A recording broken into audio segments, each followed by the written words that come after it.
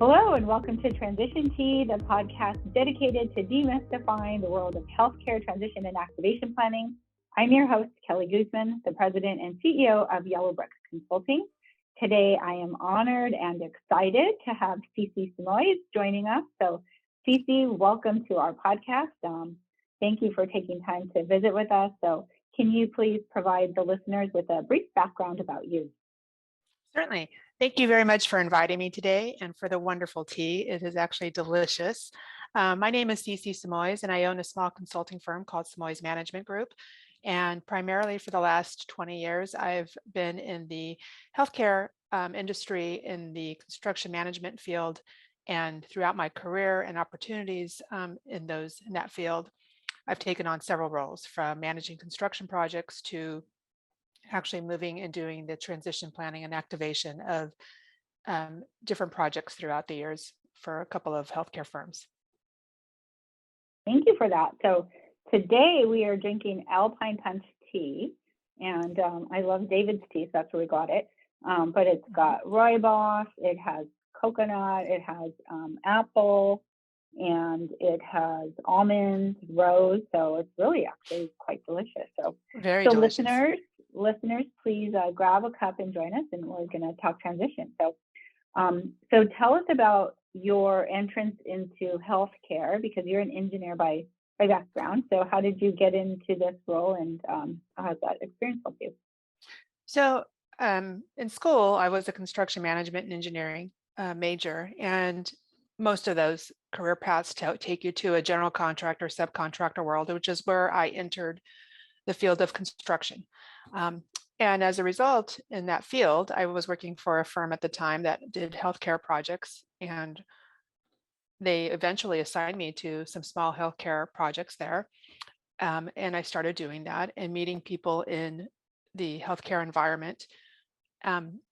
So as my career progressed, and even as my family life progressed, I felt that I was approached by one of the vice presidents at the time of one of the organizations and asked if I wanted to be an in-house project manager as an owner's representative for that client. And I took that opportunity, and I haven't looked back since, because it felt that it was much more suited to my skill set, in the sense I liked to provide environments for people and then see the result of those environments and how they use those environments. As opposed to construction was great, but construction is about delivering a project on time, on budget, and watching that bottom line. And you do get to do some fascinating projects. But in the healthcare environment, it was the type of environment that I got to provide and see the benefit right away to the end users. And managing to a budget and delivering for the hospital itself, it was much more suited to my skills and goals than just leaving it behind. I liked seeing the result of it. Well, you were definitely a people person, and I remember meeting you over 10 years ago when we were getting started. You were one of our very first transition projects that we worked on. So tell me the difference between working as an owner's rep, doing construction projects, and then working as part of the transition team. So what were the differences?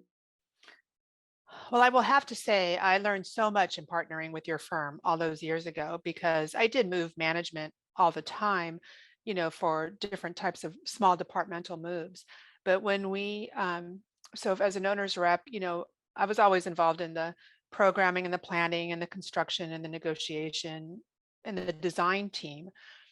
But it was a step into that world of how this goes into the operations and how our design decisions and et cetera evolves into operations.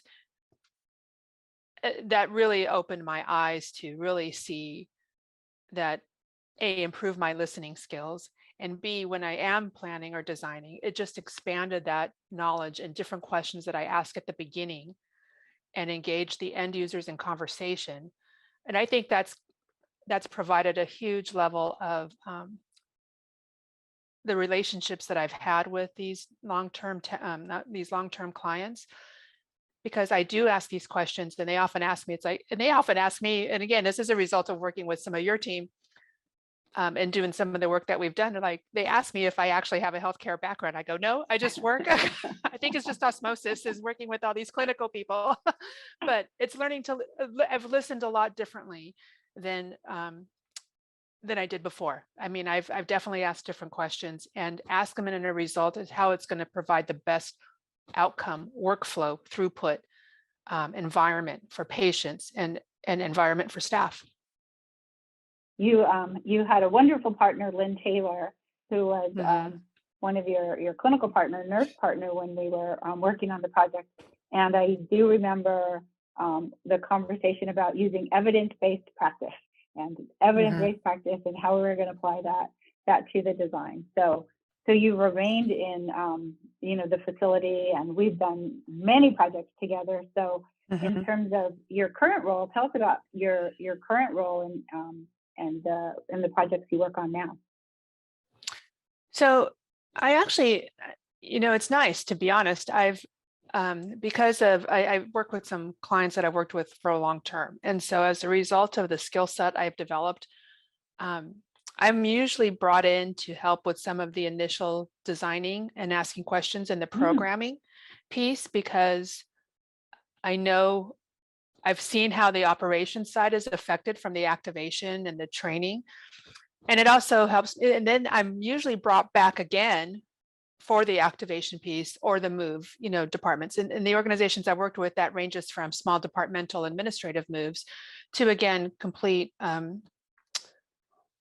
clinical department relocations or renovations, et cetera. Currently, we're working on, I'm working on a women's health facility that's multi-phase. So that's actually going to bring a whole new other set of challenges, where it's a multi-phased project where you have old and new, and working in environments that are half built out, as the other environment is completed. So that's going to be a new challenge for me as well. But those are the types of projects now that I get to work on, and actually even process improvement type of projects, again, seeing the bigger picture. So I've really enjoyed doing those things.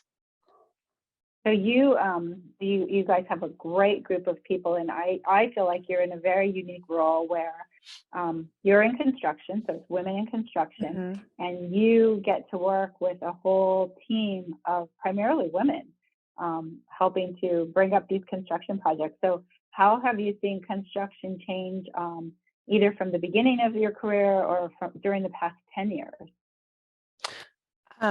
Well, definitely from the beginning of my career, you were usually I was usually one of the only women in the field office or, on a site. I think actually I had a small construction project I was running when I was working for the construction company. And this vendor, or one of the subcontractors, walks in, and I happened to be sitting at a desk that was a remnant of the TI that I was doing. And he walked right by me, and then, into a larger space. And then I go in, I'm like, "Are you so-and-so with this company?" He's like, "Yes." I'm like, "Well," I introduced myself as the project manager on the job. He's like, "Oh, I thought you were the receptionist." I'm like, "Well, you thought wrong." You obviously were incorrect. Don't assume. But as to now, especially for the first time in my career, I'm working with about 15 women within our department alone, between architects and coworkers and colleagues. And it's the first time I've worked with this many women in my entire career. And it's been such a great synergy, because I think there's just a tendency to zoom out and consider from a point A to point B, and not just focus on, my job is point A. That's it, right? They look at a big, I think we look at something a little bit more as a whole from start to finish. And just because this part is finished, it still doesn't mean we come back and make sure we cross the T's and dot the I's and follow up with people to make sure that the environment is working for them. But I've just found that it's just actually just really nice and engaging, and there's like just this kinship amongst us. And even even more so, there's a lot more female architects and stuff that I work with, and it's a great dynamic, that I've been seeing, and so that's again, like I said, for the first time in probably 20, 25 years, it's the most females I've ever worked with at one given time, and I always thought that men were easier to work with. I wouldn't say they're easier. They may be easier to understand, from the perspective, but I think that you know what you're getting, but I think women bring a little bit more complex and a whole picture to the projects that they bring. Yes, and the bonding, the camaraderie. I've been to a few of your board meetings, and I think just that the fun that you have there. So, in terms of just that people, and then they're ready to step right in if you need help, right? If they see that you're running around and there's just a lot on your plate, without asking, they're like, "Is there something I can help with? I see you're running around and busy," and that goes around everywhere, which is great. Which is great. I think it speaks to the leadership and just all of your openness and willingness to be a part of a team. And like you said, not just focus on what's going on. You really do have like an integrated project delivery system where you're all helping and everybody's working towards that same goal. So I think that's fabulous. So in terms of lessons learned, do you have any lessons learned from like the first time you did a project, and how you've applied those moving forward to your existing projects? Absolutely. I mean, I think, again, just from where I started was, and this is based a little bit on the people I work with, and it's not a wrong attitude. You can, in a healthcare environment, that what I have found too, there's people that have been in some of the roles for many, many years, right? And just because it's the way you do some things always doesn't mean it's the right way. So there's been a philosophy that when you bring those outside architecture firms, et cetera, they're like constantly getting the new information out front, right? Because they're working with different clients across the country and et cetera. And so it's easy to design from the bubble that, well, just because they've done it this way doesn't mean it's right. So we're going to bring them and tell them what to do. Right. I mean, that was a little bit of the instruction and philosophy, because these are the expertise. And just because you've been here for 30 years, it's time to change that model. Right. And what I have learned is everybody is educated, and everyone is a continuous learner, especially in the medical profession. Right. So they're aware of the changes in the environments. And yes, people adapt to the environments they're in, but it's equally important to engage them and engage and explain and have a dialogue for it, a little bit back and forth. It's like, this is why we think this would work. What do you think? And most of the time they're willing to try something new if you engage them like that way. And they don't like to be told this is what you get. Yeah. Right. It needs to be, I feel the earlier you can bring in and get that consensus, it's the better, in my opinion. Yeah, certainly. Change management is a huge part of what we do. And I think those things that you talked about, the communication, understanding the why, collaborating, all of those things definitely help. So I think another thing that all of us deal with as we're managing projects, and you kind of alluded to it, that you have multiple projects, and you're a mom and you're a wife and you have a personal life. So any kind of tips or tricks you have for time management and then prioritizing the most important things to do so that you can do it all, or you can do the most important things from a timing perspective? I do think over the years, I mean, based on deliverables and high pressure timelines or deadlines, it's a compromise, right? And it's not just a compromise on us, on a personal person. It's a compromise maybe with your family. It's a compromise at work as the priority shifts for different things, right? Did I make every single volleyball game?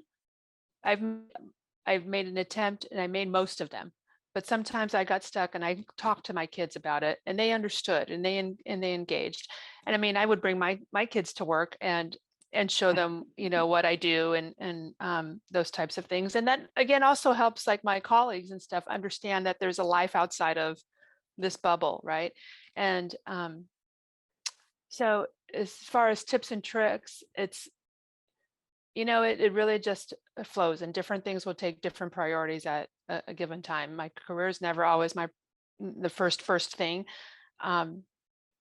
I can say my family is my priority, but certain things within the family dynamics, it's like, do I have to make the practice? Probably not, but I'm there for that, that piece, right? And so it's this shifting, it's a shifting landscape every single time. And but at the crux of it, it's, I'm accountable to so many. And but having fun is important, enjoying the time with the family. Even again, fortunately, we're in high stress situations, and Kelly, and partnering with you and your teams in the past. I mean, we're working hard, we're working in stress, we're working side by side and delivering, but we find an opportunity to laugh within those times, or to go have a dinner and just, and just let it play out as it is, periodically. And I think that's really key too, not just to have the one side, is you can be different Yeah. sides with the same colleagues. Marty margaritas remain That's one right. of my favorites, and it certainly helped our stress and get us through once a month. It was necessary. One of my favorite parts of the project. The other thing we do is we use a lot of tools, and you talked about like learning new skills with Right. architects, and learning about new processes and design. So from a were there any classes or any kind of skills that you really dreaded learning, and you were like, why am I taking this class, or why are we doing that turned out to be invaluable to you in terms of like being necessary on a project that you use? So, I'm an engineering major. So to me, it's like, I always liked math, and I like the way that math plays out in a large logical way, and concise, and bullet points and methods, right? So the thing I hated the most was writing.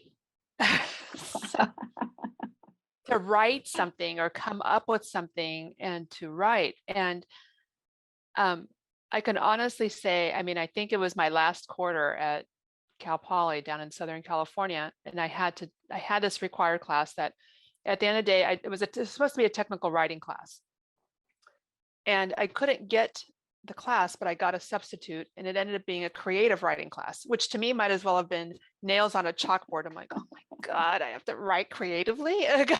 So, and I have to say, the way that professor instructed us throughout the quarter, what she had us do was basically take on a persona and write every paper from that persona, right? So she had broken up the group in like media versus an activist group versus, a political stancer group, et cetera. So I was part of the media group, and like I was like a tabloid journalist, type of thing. So every paper I wrote was from that perspective. And believe it or not, I feel like that class actually helps when I am writing to different people. It's like, okay, who do I need to be to deliver this message to them? Either a good message or a negative message. I still like to write concisely, and I love tables and and bullet points to something, but to communicate concisely and directly, and that's typically my style. But sometimes I put myself, it's like, what am I, who do who do I need to be or to convey from this message so that it's well received, right? Or that I'm hitting the target audience. But writing is probably one of the things that I continue to see is such an important part of my job, which has never been one of my favorite things to do. Right. Well, particularly now that email is everywhere, and people text so much. So having the ability to write a clear, crisp email to get your message across is so important. I do feel like there's probably 50-50. Like if you like math, a lot of times you don't like writing, but Yeah. Certainly necessary. So we've been on a lot of projects together. I know you've done projects on your own. What is your favorite part of the transition process? So we do a lot of the planning, pre-planning with like small groups. Like we would just work with you and your core team. Then we would work with a bigger team. Then we would kind of roll it out. And then there's like the training, there's the activation, there's that building fit up, and then the dress rehearsals, and then the move day. What's your favorite part of transition? The move day. It's the move day because I feel like that all that other part has been the marathon, right? And we are now, I see the checkered flag. I see the finish and coming through, and you're tired, right? If you've ever run a race or whatever, you're tired. But you find that last burst to cross through the finish line, and to see all the effort and all those hours of work, all those details, all those components of it, that deliverable and that day, and we did it. And in most cases, we've done it successfully, I mean, or very close to successfully, and all those things. There are a couple of things, but it is the move day. It's like that finish. It's just like that, just accomplishment. It's just that accomplishment. Exhale. Yes. Yeah. Just that accomplishment. Yeah. It's like that adrenaline there to that end. And I know we've also done like post-occupancy evaluations and then lessons learned. Are there any lessons that you say, like, no matter what, like I always do this in a project and take that to your future project? Or any themes that you see, like every single project we've been, like for me, every time there's a lesson learned. Every time. And even when you continue to refine, you just learn a new thing. You're right. Signage is always a piece, which, I'm a huge one now to like start that conversation always earlier and earlier, but still it's what your administration wants to hear at that time. But communication, it's, again, what you're planning, for example, this is how that workflow is going to go and how that communication ripples through the organization. And it's only as good as the weakest link of person getting back to, communicating back to a physician office. This is where they go. I mean, I still get people with old forms with an old address, coming to that. So so you bring up those things sooner and you try to start that conversation earlier so it becomes part of the mindset of all the people involved. But I think it's always still a challenge that moving forward past the project, that it continues to be that same message. I still find that a challenge. I'm not sure how to improve that, because that kind of goes beyond the things I can manage anymore, right? Your marketing, your communications, your patient registration. I don't have all that management. I mean, they're involved in the process, but it's moving it, forward. So that continues to be one. But I bring them up all earlier. The lesson learned is like I bring that up every time earlier and earlier in the game, so that people are hearing it. Yeah, worst case scenario, like, I told you so, but that's never satisfying. So I do think a silver lining with COVID for us, what we've learned is that we've recorded a lot of the sessions, like the town hall sessions and some of the summary sessions. And I think it does two things. One, when you're doing a town hall, you're sharing information about the project. So here's where we are in the project. Here's the workflows that we've decided. Here's the operational planning. Here's what's happening with IT. Here's the new equipment. Here's our training. Here's our schedule. Like, here's what's going to be happening. So that information is getting shared with everybody. And then we give an update, like, here's what's going to happen in the next, 3 months, 6 months, and basically through till the end of the project. But when we've recorded them, we can memorialize that information. And so if anybody couldn't attend, which there's always emergencies and competing priorities. Right. So basically everybody gets that message. And then, as we know, there's turnover in organizations. So if new leaders come, we can go back and say, go ahead and listen to these town halls, and it tells you the progression of what has gone on and why key decisions were made. Because I've That's never a good been on a idea. project where somebody doesn't say like, well, who thought of this? And Right. why did they do this? And Right. it at least goes back and tells you, well, we had to make a compromise, because every project you have to make compromises. And I think explaining that rationale has been helpful. So we never recorded them before, but now we record all of them, and we recommended that, and it's been really helpful for us. So That's a good idea. That's actually really a good idea, well, especially in these projects that take multiple years to do or deliver, or even the so transition planning is a 2-year or plus, transition planning. Because you're right, the turnover, the change, so many other things come up in between that, we can all forget, why we right, were marching down this path. yeah, definitely. Mhm. So a final question is, just if you could go back and provide advice from a career perspective, somebody who would like to get into either project management and engineering, construction, what advice would you give that person? Um, First of all, I think construction management and engineering is a great program. And I would just say that, I mean, and most schools push your commercial, type of construction. Healthcare, especially in California, is not the easiest types of projects to do, or sometimes the most glorious projects to do. But they're technically important and they're great. But I feel like, look at organizations, and this is something I didn't know at the time, that many of the, big campus companies and many of the, obviously healthcare clients, they have their own construction management departments, Mm-hmm.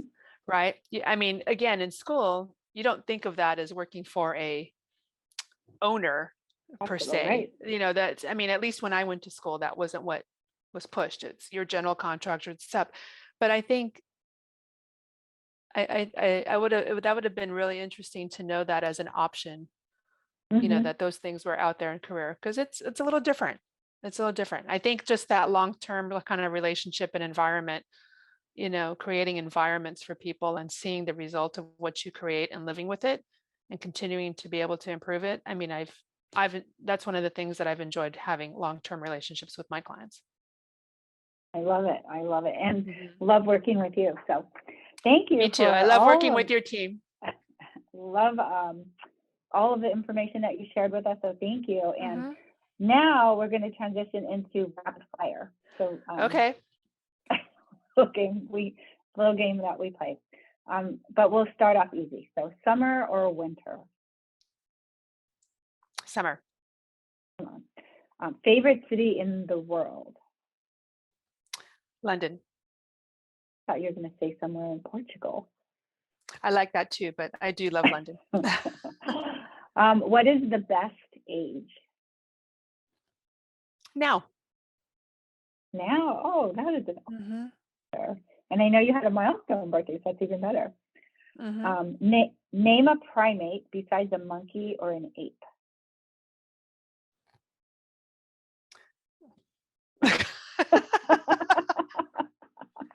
Does an orangutan count?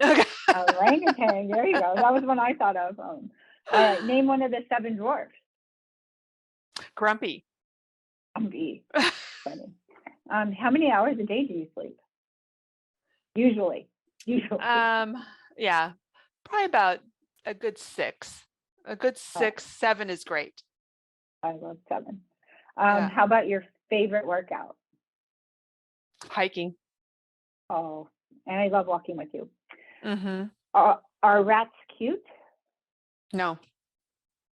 Oh, okay, my final one. If the toilet paper roll is almost empty but not empty, do you change it or do you wait till the next person comes to change Next person.